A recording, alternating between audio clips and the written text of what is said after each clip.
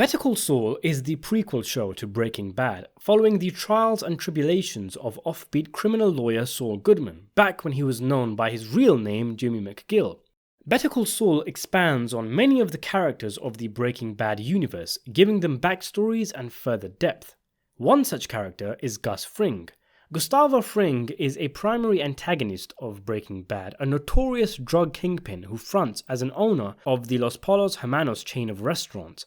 Calculating, calm, sharp, low-key, notoriously cautious, and aging in reverse, the Chicken Man is a true criminal mastermind, though he comes to an explosive end when former chemistry teacher and part-time drug kingpin Walter White utilizes Gus's rivalry with arch-nemesis Hector Salamanca to kill Gus. Hector, along with other cartel members, murdered Gus's business partner many years ago, and though the Salamancas and Fring are in the same business together, working under cartel boss Don Eladio, they are not exactly best of friends. In Better Call Saul, Hector thinks very little of Gus and would very much like to see him taken out, or at the very least, his business disrupted, so Don Eladio sees no benefit in keeping him around. And this means Hector will be given the okay to pull the trigger on the Chicken Man. However, Hector's plans are cut short when one of his minions, Nacho, poisons Hector to protect his father from the gangster's wrath, reducing Hector to an invalid in a wheelchair, with only his finger and a bell to communicate with. Ding! Enter Lalo Salamanca, Hector's charming, intelligent but ruthless nephew, who steps into Hector's place and continues the plan to destroy what Gus has worked for. Don Juan constantly asks for peace and cooperation, but Lalo and Gus often butt heads, with Lalo very interested in finding out what construction project Gus has going on. If the Salamancas, and by extension Don Eladio, were to find out Gus was building his own meth lab and essentially going independent, it would spell death for Gus. So Lalo has to go, and Gus sends mercenaries down to Mexico to take out Lalo. Nacho is Gus's man on the inside, who starts a fire as a distraction and leaves, opening the gates for the shooters. However, Lalo survives the assault and goes into hiding, with no one, not even the Salamancas, knowing he survived, until Lalo calls Hector and tells him he is alive and well and is going after Fring, and tells Hector to keep this a secret. So Gus is informed by Don Juan that Lalo was killed. Gus's men, like Mike, confirm this, using information from the mercenaries and the cops in Mexico. But Gus is sus, and eventually he phones Mike and declares, with a hint of rare fear in his voice, Lalo Salamanca lives. So how did Gus know Lalo was still alive? It seems incredible that he would have all this evidence of Lalo's death piled up in front of him and still refuse to accept the man's death. Well, even with the evidence, we know that Gus is an extremely careful man, verging on being a paranoid individual. A great example is him choosing not to enter the car in Breaking Bad, the car which Walter White rigged with explosives, something which I've made a video on. Gus's calculating mind is on full display in that scene, as it is in the series of events before he declares that Lalo is alive.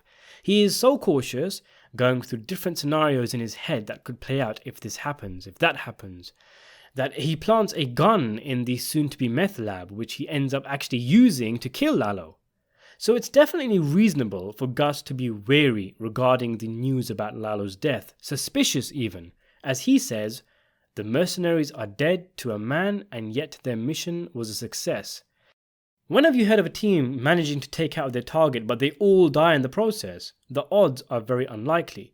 It has been known to happen, as Mike says, but that is not good enough for a man like Gus. He has the incident report, autopsy report, site map, dental records, but even still, the suspicion looms. Perhaps Gus suspected the fire was a cover story of sorts, that Lalo had a man who looked like him burnt, which is more or less what happened. And it's after asking about the fire that he suggests a meeting with Hector to maintain the peace and offer him his condolences. But of course, the real reason is for Gus to suss him out and work out what the situation really looks like. And this, the meeting with Hector and Don Juan, is where Gus is beyond doubt that Lalo is alive. Before this, he only suspected it. So what at the meeting made it clear for Gus?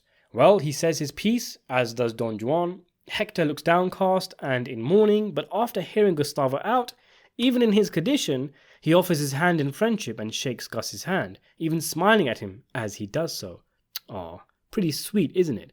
Well, no, because if the sinister music and Gus's reaction wasn't enough to signal to you, what has actually happened here is that Hector has oversold his Machiavellian intentions and his emotions and given the game away, blowing Lalo's cover. The first mistake he made is offering a handshake anyway. Hector in any situation would have never shaken Gus's hand. He thinks so little of him he doesn't often even look at him when he's talking to him.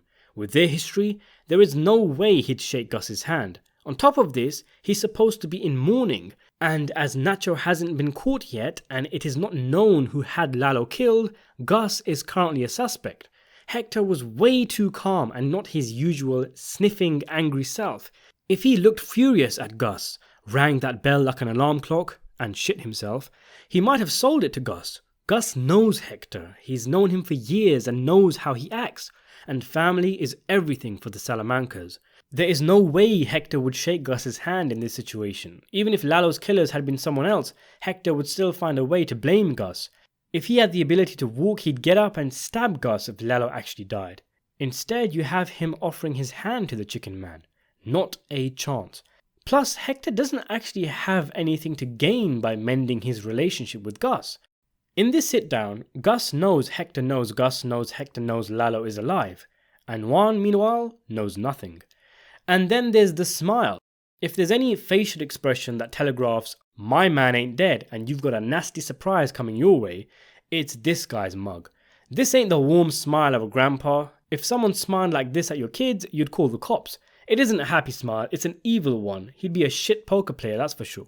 Hector can't even talk, and he still gives the game away. He makes it so obvious that you'd think he did it on purpose. In fact, it's so obvious that he probably did do it on purpose. Maybe he wanted Gus to know that he had not won, and that Lalo was coming for him and his death was inevitable. It certainly had the desired effect, with Gus's underwear hygiene currently in a state of sus, given his reaction. And it goes on to have a further effect, with Gus becoming more unfocused and sloppy as he has Lalo on his mind with his paranoia. Maybe Hector saw no issue with letting Gus know what was up. He underestimates Gus and doesn't think he's a match for Lalo and the Salamancas, so he wouldn't have thought it would be a big deal for Gus to know. Rather, he wanted him to live in fear, took this opportunity to flex on Gus, and was confident Lalo would take him out. And if Hector did indeed do it on purpose, well, it's a bit of a slap in the face to Lalo, who specifically told him to keep things stump. He's exposed his lack of foresight, his simple nature. He's not calculating enough. With Hector, it's all just about violence, intimidation, and ego, and it was a really dumb move on his part, even if he thought Lalo would easily get to Gus. Sure, Gus would have been careful anyway, but he would and did up his security after this scene. But I suppose you do have to give him this little victory. With him confined to the old people's home, it's not every day he's able to get one over Gus. Hector would go on to learn from his mistake in the scene where he eventually kills Gus by blowing himself and Gus up. In Gus's death scene, there is no preemptive gloating expression. Hector doesn't even look Gus in the eye. Maybe he didn't trust himself to do so without giving the game away like he did in Better Call Saul, knowing surely that he contributed to Lalo's death. He avoids looking at Gus until Gus is in inescapable range, and even successfully feigns being scared. Then he can hardly contain himself as he looks like he has the world's funniest joke in his head, an expression which immediately turns to rage and hatred as he furiously dings his way to some sweet Salamanca revenge. So I hope you enjoyed this video. Stay tuned for more vids on the Breaking Bad universe and subscribe to the channel and hit the notification bell to stay up to date. Before we finish, I just want to thank my patrons Andre Millington, Dirk K and Nicholas Curtis, and also my channel members, the new OnGram24, Rikers and Michael Awatwi. Thanks for watching.